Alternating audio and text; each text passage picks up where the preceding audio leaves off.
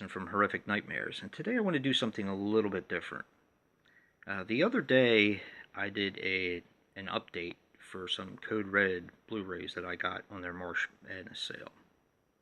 In the comments, a YouTuber that I've been subscribed to for quite some time, Andrew Ballina, and if you guys have never heard of his channel, definitely go over there and subscribe. His channel's really cool. He does do music stuff. He's been doing more music stuff now than horror, but he is getting back into the horror. He's done like top 10, top 20s. He and I speak occasionally. My favorite subgenre of horror is, of course, slashers, and his are as well. And he had asked me to do a top 20 list on my favorite slashers from the 80s. This was a really, really tough list for me to compile. It took me a few days. I ended up with 25, and what I'm basically going to do is break them down into sets of 5 to kind of save time, because I'm sure you guys don't want me going on and on and on about the top 25 slashers that I love, because I'll probably bore you. So, little disclaimer here, just keep in mind that this is my opinion. Everybody who loves slashers basically holds their top 10, top 20, top 30 in very high regard. I do as well. So this is just my opinion. And another disclaimer, I only went with movies I had a physical copy of. Now there are two that I will talk about later that I don't have a physical copy of that definitely would have made the top 25, but I just kind of feel a little funny about showing movies that I don't have, or not being able to show a physical copy of films that I do lists for. Call it the OCD in me, who knows. Anyway, so let's get started. Coming in at number 25 is 10 to Midnight.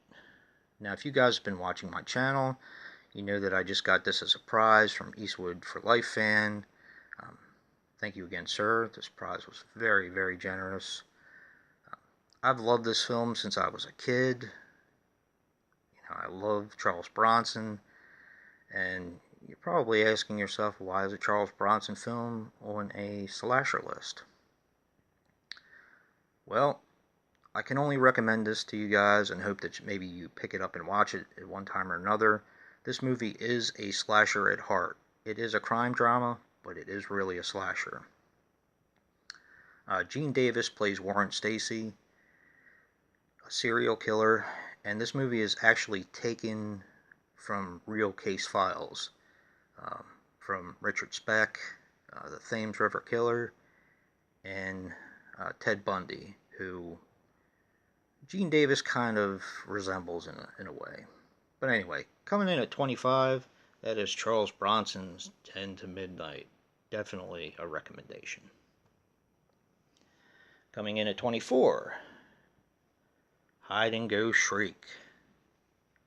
Really happy to finally have this in my collection.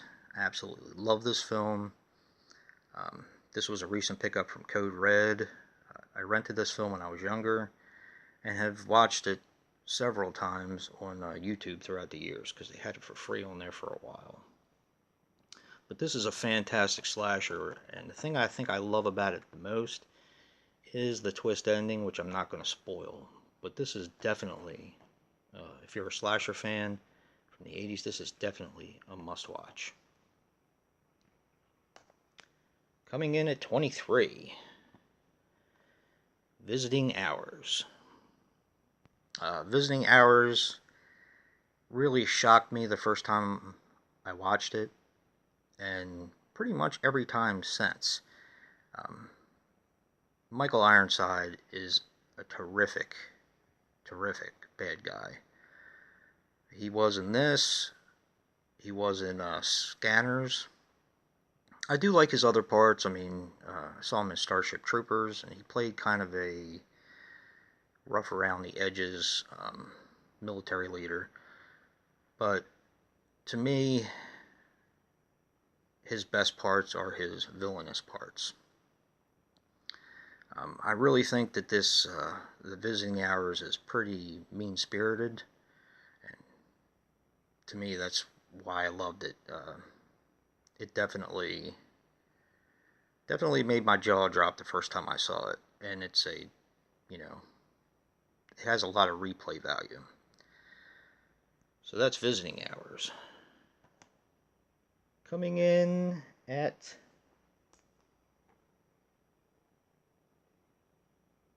#22, The Mutilator. It's funny that this is actually on my list, because the first time I saw it, I wasn't really a big fan of it. I gave it another try, absolutely loved it, and from then on I was hooked. And when I heard that Arrow was bringing out a Blu-ray, giving it the old Arrow treatment,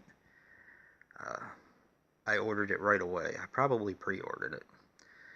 But this movie, although the acting's not great, you probably hear that a lot in the 80s slashers, but the kills are unreal, and he uses some of the neatest weapons.